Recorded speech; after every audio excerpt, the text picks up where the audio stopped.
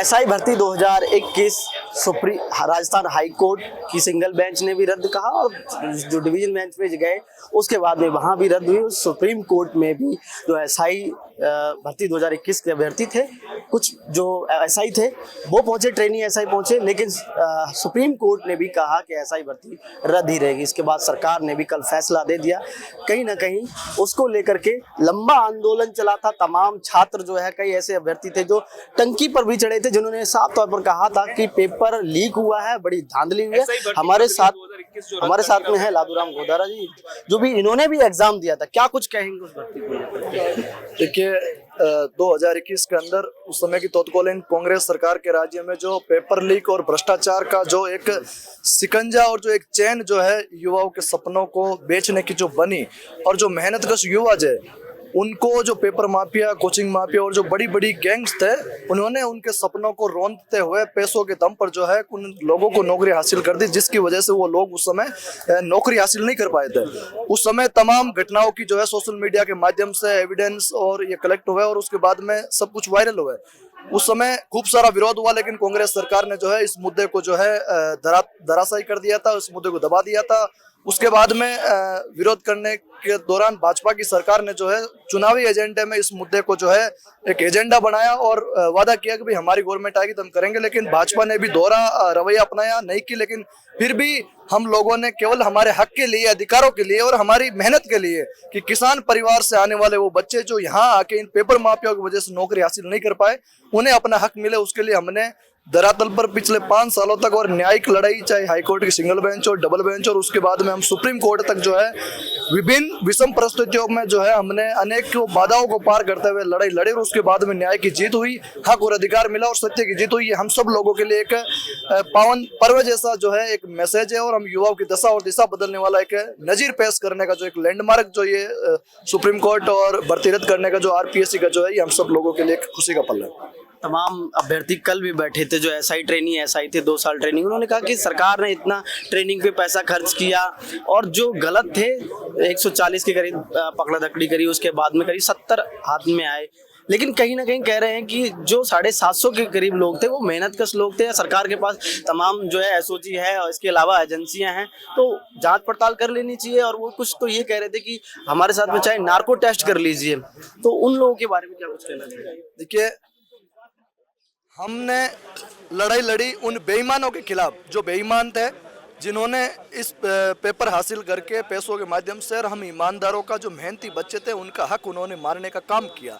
हमारी लड़ाई कोई उन लोगों से नहीं है। हाँ, इसमें कोई दो राय नहीं कि इसमें 150 वो ईमानदार हो सकते हैं, ठीक है, लेकिन हम उनको ये कहना चाहते हैं कि हम सही और गलत को अलग करने वाले हम लोग नहीं हो सकते। आप अपने हक के लिए लड़ाई लड़ रहे, हम हमारे हक के लिए लड़ रहे, लेकिन हमने राजस्थान की उस 8 करोड़ जनता को इस भ्रष्टाचार से बचाया। राजस्थान के जो मेहनती युवा थे उन्हें अपना हक और अधिकार दिलाया, क्योंकि हम लड़ाई लड़ रहे थे जिनमें हमारा हक और अधिकार मिले। एक न्यायोचित ऐसा फैसला हो जो राजस्थान में आने वाले समय के अंदर पेपर माफियाओं पर शिकंजा कसे और जो मेहनती युवा उनमें एक नई उम्मीद और आशा जगाए, उनका भरोसा बना रहे सिस्टम के ऊपर और एजेंसियों के ऊपर कि भाई अगर हम पढ़ेंगे तो हमारा हक कोई और हासिल नहीं कर पाएगा। लेकिन मैं उन ईमानदार जो अपने आप में बन रहे हैं, मैं उन्हें भी कहना चाहूँगा कि अगर आप वास्तव में ईमानदार हो और आपको लगता है तो ईश्वर को साक्षी मान के हुए, अपने आप पर भरोसा करते हुए अगर वास्तव में आप तैयारी करोगे तो आप वापस से जो है थानेदार बनने में काबिल हो पाओगे। और आप दिखाओ लोगों को कि हम उस समय के उस भ्रष्टाचार घोटाले में बने वो फर्जी थानेदार नहीं है, हम ईमानदारी से बने वो मेहनती थानेदार है जो हमारे दम पे बने। तो आप वापस तैयारी कीजिए,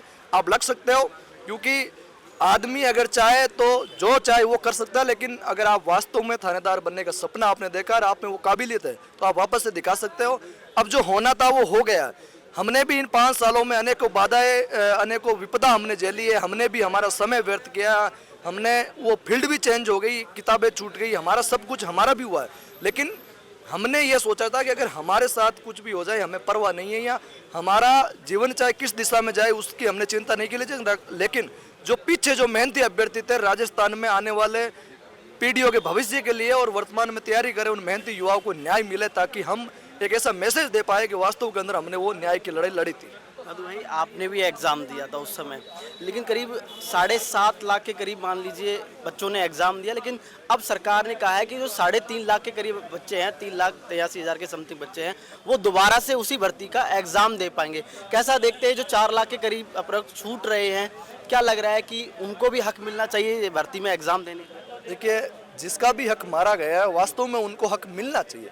और मैं सरकार से भी और आरपीएस से भी ये आह्वान करना चाहते हैं कि भाई हमने पेपर लीक की जो ये गड़बड़ियाँ थी इस भर्ती के अंदर, उसको न्यायपालिका के माध्यम से हम सत्यता की ओर लेके आए हैं और इस भर्ती को रद्द किया। लेकिन अब ये आपका फर्ज बनता है कि जो लोग उस समय, क्योंकि पेपर में नहीं बैठने के सबसे बड़े कारण यही थे पेपर लीक का, क्योंकि उससे पहले एसआई से पहले रीट और जो तमाम भर्तियां हुई थी उसके घोटाले सामने आए थे। और एसआई का जो 13 तारीख का पेपर हुआ था, वो बीकानेर से पेपर वायरल होना, पाली जाना और वो खबरें तमाम सोशल मीडिया के ऊपर आना, और उस समय के विपक्ष के जितने भी नेता, चाहे वसुंधरा जी हो, चाहे पूनिया जी रहे हो, या चाहे राजेंद्र राठौड़ जी हो, और सत्ता पक्ष के लोगों ने से भी हमने उस समय भी गुहार लगाई। तो जो 14-15 को जिन लोगों का एग्जाम थे वो इस पेपर लीक की वजह से एग्जाम में नहीं बैठ पाए थे। उनको लगा कि उस समय अगर ये पेपर लीक हुआ तो हम न जाने क्यों इतना एक रास्ता तय करके सेंटर तक पहुंचे। जब पेपर ही लीक हो गया और लोगों में एक भय बन गया कि जब रीट रद्द कर दी तो ये भी रद्द होगी, पेपर तो लीक हो गया, तो उस वजह से ज़्यादातर लोग एग्जाम में नहीं बैठ पाए थे। लेकिन उसके बाद में बीजेपी ने उनके साथ, कांग्रेस ने उनके साथ धोखा किया था। आज 3 से 4 लाख के करीबन ऐसे बच्चे हैं जो अपना भविष्य आजमाने के लिए सरकार से केवल अपना एक समय मांग रहे कि हमें केवल उस भर्ती में एलिजिबल कर दिया जाए, ताकि हम हमारी मेहनत को और हमारे भविष्य को जो है हम बदल सके। और सरकार से हम ये भी कहना चाहते हैं कि कुछ लोग उस समय एज ओवर भी हो गए थे और वो उस समय उस पेपर लीक की वजह से एग्जाम फाइट नहीं कर पाए। 25 की भर्ती में उन्हें मौका नहीं मिला। अब उनके पास एक ही मौका बचा है कि अगर आप उन 4 लाख लोगों को शामिल करते हो, क्योंकि देखिए जो ईमानदार होगा, अगर खरा सोना होगा तो चाहे उसे कितने भी खोटे सिक्कों में उसे मिला दो वो खरा सोना दिखेगा, क्योंकि डायमंड होता है वो दिखता है। और आप चाहे 2 लाख लोगों की एग्जाम कराओ, चाहे आप 6 लाख लोगों की एग्जाम कराओ, उसमें से जो ईमानदार होंगे वो फाइट करेंगे, थानेदार बनेंगे, बाकी रहने वाले रह जाएंगे। इसलिए आपको हक देना चाहिए। उत्तर ये दे रहे हैं कुछ लोग, कुछ जो ट्रेनी ऐसा ही, वो ऐसा कह रहे हैं कि उम्र निकल गई, नहीं हो पाता एक बार में, कई बार जो है एग्जाम निकल पाती है, कई बार बहुत लंबा वक्त लग जाता है, उम्र के साथ में ही वो सारी चीज़ें होती हैं। कैसा देखते हैं उनके इस तरह? उम्र तो हमारी भी निकल गई, हम उस समय तैयारी कर रहे थे, किताबें पलट रहे थे। आज हमारे हाथ में क्या बताओ, जितना उनके साथ वो अपने आप को ये कह रहे, उनको तो सरकार तनख्वाह दे रही थी, वर्दी थी, बैठे थे, उसके बाद में भी उनके पास सब कुछ था। एक नौकरी लगने वाला आदमी जो चाहे वो कर सकता है। हम बताओ उस समय तैयारी कर रहे थे, हमारा हक मारा गया। उस समय के बेरोजगार नेता हमें धोखा दे के गए, जबरदस्ती हमें खुद को उस रास्ते में आना पड़ा, लोगों की अगुवाई करनी पड़ी। आप मीडिया के सामने हमें बहुत ज़्यादा आंदोलन करने पड़े, न जाने उन तो अब तो हम मुकदमे चल के बैठे हैं। 4 मुकदमे पेंडिंग पड़े, जिसमें से रिकॉर्ड 2 मुकदमे एसआई के हमारे हाथ में पड़े हैं। खुशियाँ मनाने वाले खुशी भी मना रहे हैं, रोने वाले रो भी रहे, लेकिन हमें ये चिंता है कि हमें वो मुकदमे भी सलटवाने हैं। घर परिवार वालों ने जो चिंता की, उनके साथ बैठ के उनके साथ भी वो संघर्ष की दास्तान हमें बतानी है कि भाई किस तरह से आए। तो आज हमारा भी कोई वो नहीं है, लेकिन हम उनको ये कहना चाहते हैं कि भविष्य की गर्त में क्या छिपा है किसी को नहीं पता है। वक्त की गर्दिश में किसने क्या देखा है किसी नहीं पता, हमें नहीं पता था। लेकिन अब मैं उनको भी ये कहना चाहता हूँ, अगर वास्तव में आप तैयारी कर सकते हो तो आप तैयारी कीजिए। ये नहीं हो सकता कि 5 साल बाद हम नहीं कर सकते, कर सकते हो। जब आप ये कह सकते हो कि भाई थानेदार रहते हो, जब आप आरएस बन सकते हो, जब थानेदार रहते हो आप बड़े नौकरी पा सकते हो, तो फिर थानेदार रहते हो वापस थानेदार क्यों नहीं बन सकते? बताओ। चीज़ें चेंज हुई है लेकिन मैटर तो वही है, समय चेंज हुआ, लेकिन आपकी काबिलियत तो आपके अंदर है ना, वो आप दिखा सकते हो। अब हम लोग तो, हमारी फील्ड चेंज हुई इसलिए हम नहीं दिखा सकते, बाकी चाहे तो हम भी कर सकते हैं। लेकिन एक बहुत सारा बर्डन है, क्योंकि हमारे सामने 2 रास्ते हैं। वहाँ गए, क्या पता सक्सेस नहीं हुए तो घाटा, इधर से भी गए उधर से भी गए, फिर हम कहाँ जाएंगे बताओ। इसलिए हम उनको ये कहना चाहते हैं कि अगर आप वास्तव में ईमानदार हो, मेहनती और थानेदार बनने की इच्छा रखते हो तो आप तैयारी कीजिए और दिखाइए। हमारी अब इच्छा टूट चुकी है, लेकिन हम ये चाहते हैं कि हमारे जितने ये भाई बहन मेहनती थे वो थानेदार बने, वो थानेदार बनेंगे, वो खुशी, असली खुशी हमारे लिए खुशी है। आप टंकी पे चढ़े और आपके साथी भी चढ़े, तो उस समय आपने सरकारों से कहा, किरोड़ीलाल मीणा भी आपके साथ में आए थे, लेकिन उन्होंने भी कहा, लेकिन बाद में कहीं ना कहीं छूट गए। हनुमान बेनीवाल आपके साथ में लगातार धरने पर बैठे रहे, 127 दिनों तक धरना चला और आज फाइनली जीत हुई है। आरएलपी सुप्रीमो लगातार बैठे रहे, क्या कुछ कहना चाहेंगे? देखिए, अभी तक तो जो टंकी पे चढ़े वो मुकदमा भी पड़ा है। कल ही एसएचओ का फ़ोन आया कि न्याय की जीत तो हो गई, लेकिन इसको तो सलटवाओ आप। तो मैं तो उन तमाम भाइयों से भी कहना चाहता हूँ कि अगर आपकी कोई हो वैसा कोई सिस्टम तो मुझे बताओ। मेरे को तो वो मुकदमा भी जो है फ्री करवाना, ताकि ऐसा ही लोगों को जो मैंने न्याय दिलाने काम किया।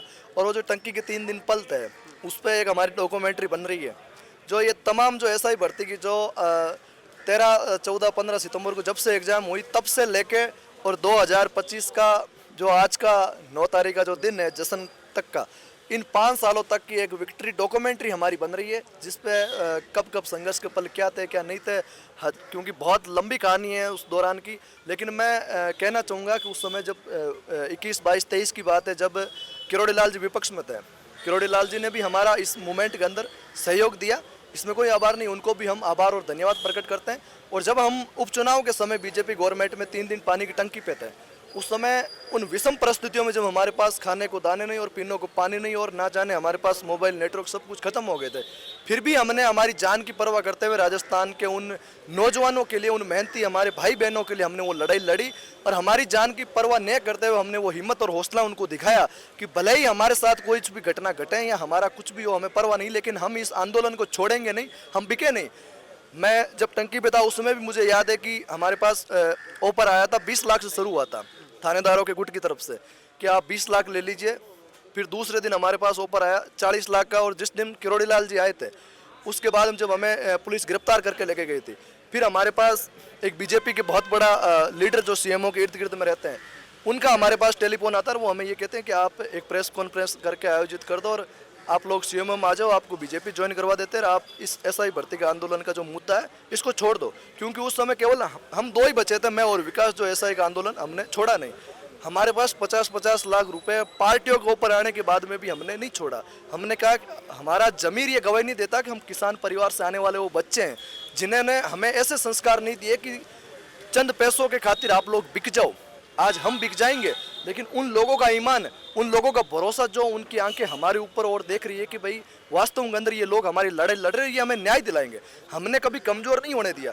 इस न्यायिक लड़ाई के अंदर आर्थिक सहयोग के लिए हमें बहुत ज़्यादा संघर्ष करना पड़ा था, फिर भी हम लोगों ने लोगों से क्राउड फंडिंग करके जैसे तैसे करके मैनेज करके कुछ अच्छे लोगों से हम मिलके उन लोगों से भी हमने पैसे इकट्ठे करके हाई कोर्ट की single bench, double bench, supreme court तक गिरा हमने अपने, क्योंकि सामने वाली पार्टी हमारे सामने 50-50 लाख के वकील खड़ी करते थे और हमारे लिए 50 लाख रुपए, ये मानो कि हम 5 साल भी संघर्ष करते तो 50 लाख रुपए इकट्ठे नहीं होते, क्योंकि बेरोजगारों को कोई नहीं देता। फिर भी हमने प्रयास किए, लड़ाई जीती, सबके साथ सहयोग, समर्पण, सने से जिन्होंने भी इस भर्ती के अंदर रत्ती भर भी हमारा साथ सहयोग दिया, उनके हम जीवन भर हमेशा एहसानमंद रहेंगे। उन सब का मैं आभार प्रकट करता हूं, धन्यवाद प्रकट करता हूं। और किरोड़ी लाल जी को भी मैं धन्यवाद देता हूं कि आपने जिस समय जिस परिस्थिति में हमारा सहयोग दिया, उस दौरान हम सब लोग मेहनती युवा आपको आभार और धन्यवाद प्रकट करते हैं। लेकिन जब मूवमेंट, जब आग पूरी बुझ चुकी थी, जब हमारा कोई साथी नहीं बचा था, जब हमें कोई हिम्मत और हौसला देने वाला नहीं था, क्योंकि जब हम सड़क पे आते पुलिस लाठियों से दफनाती, मुकदमों से टॉर्चर करती और सरकार के मंत्री हमें मेंटलिस्ट टॉर्चर करते थे, यहाँ तक कि हमें उस दौरान मुख्यमंत्री से मिलाने तक नहीं दिया गया। और आज मेरे पास फोन आया कि आप सीएमओ आ जाओ, मैं दिखा सकता हूँ किस नंबर से फोन आया, सारी चीज़ें मेरे पास आ जाई।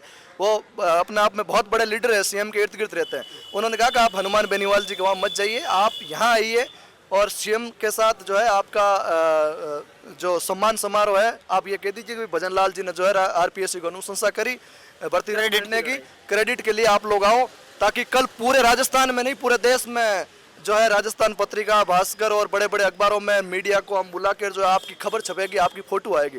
हमने कहा हम फोटो के भूखे नहीं हैं। आज हमारी जो फोटो, जो हमारा जो चेहरा है, जो मेहनती युवा है, उनके दिलों में हम हैं, हमने उन्हें न्याय दिलाने का काम किया। हम ऐसे फोटो के भूखे नहीं कि हम सीएम के पास जाए और सीएम को ये कहे कि लो साहब ये गुलदस्ता आपने भर्ती रद्द कराए। किस नज़रिए से हम जाए बताओ, किस बात को सोच कर जाए? जिस सीएम को हम लगातार 2.5 साल चिल्लाते रहे कि भजन लाल न्याय करो, भजन लाल न्याय करो, न्याय भजन लाल ने नहीं किया, न्याय न्यायपालिका ने किया है, न्याय हमारे संघर्ष ने किया है। राष्ट्रीय लोकतांत्रिक पार्टी के संघर्ष और हनुमान बेनीवाल जी के मुताबिक ये न्याय मिली है। जब टूट चुके थे तब हनुमान बेनीवाल जी ने हमारा साथ दिया था। उन्होंने कहा था कि आप चिंता मत कीजिए, मैं आपके साथ हूँ, चाहे जो मुझे जिस रास्ते से गुजरना पड़े, आप लोग बैठो, मैं आपके साथ हूँ, इस भर्ती को हम रद्द करवा के रहेंगे। और हमें एक बड़ा लंबा आंदोलन उस समय करना पड़ा और उस विषम धूप छाँव हर परिस्थिति में करना पड़ा। हम लोग घर परिवार तक भी नहीं जा पाए और बहुत सारी परिस्थितियां हमारे सामने रही थी, क्योंकि धरने पे इतनी बड़ी तपती धूप में आज अपन 5 मिनट भी जो है पंखे के नीचे, कूलर के नीचे नहीं बैठ सकते। उस समय हम उस जो फटी हुई चालनियाँ होती थी उसके नीचे हम उस तपती धूप में बैठे रहते थे, एक आस और उम्मीद के लिए कि ईश्वर हमारे साथ न्याय करेगा, न्यायपालिका न्याय करेगी और हनुमान जी का हमारे साथ आशीर्वाद है तो जरूर हम अंजाम तक पहुँचेंगे। और ये एन प्रकार जो है आज न्यायपालिका ने भी ये साबित कर दिया कि वास्तव में भारत के अंदर न्यायपालिका जिंदा है, कानून जिंदा है और संविधान के मुताबिक तमाम तथ्यों को देखते हुए न्यायपालिका ने फैसला किया।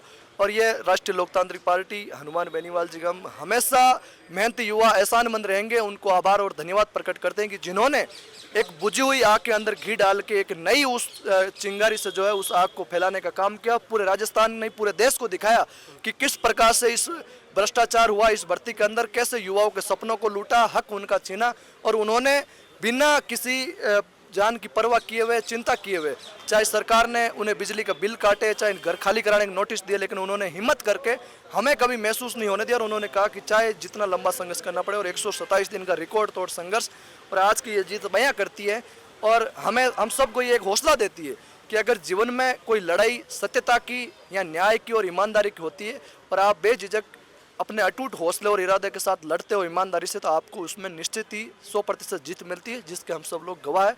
आप मीडिया को भी हम सब लोग आपको धन्यवाद और आभार प्रकट करते हैं कि आपने लोकतंत्र के चौथे स्तंभ मजबूत रूप से राजस्थान के इस पेपर लीक की मेहनती युवाओं की आवाज़ को सत्ता के गलियारों तक, सत्ता की हनक तक पहुँचाने का काम किया। आप सबका आभार, धन्यवाद।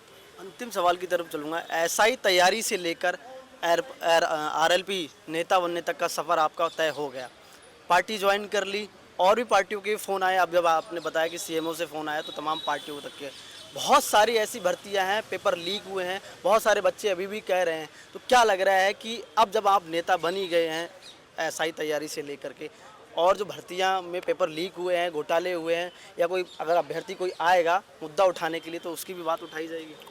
देखिए, मेरी इस यात्रा की शुरुआत भी छात्र जीवन में रहते हुए खुद के हक और अधिकारों का जब दमन हुआ, उस दौरान वो एक हौसला और जज्बा, जब हम विश्वविद्यालय में जब हम पढ़ते थे, उस दौरान एक अंदर जो हौसला और जज्बा था उसको हम लोगों ने आगे आके और इस एसआई भर्ती के आंदोलन के अंदर हमने उसको बुनाने का काम किया, उसमें हमने लोगों को दिखाया और धीरे धीरे हमें समय गुजरता गया, वक्त बीतता गया और लंबे लंबे अनेकों बड़े आंदोलन हमें करने पड़े।